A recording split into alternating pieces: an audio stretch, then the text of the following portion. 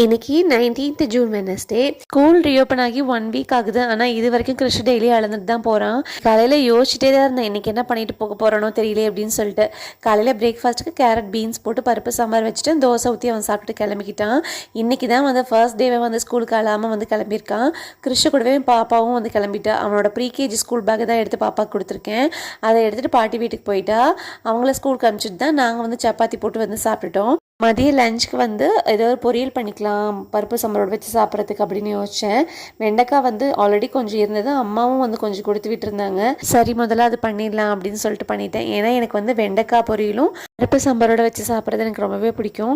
என்ன மாதிரி இந்த காம்பினேஷன் பிடிச்சிங்க யாராவது எனக்கு கமெண்ட் பண்ணுங்கள். வெண்டைக்காய் பொரியல் பண்ணிட்டு இருக்கும்போது சைட் பை சைட் இன்னொரு வேலையை வந்து பண்ணியாச்சு.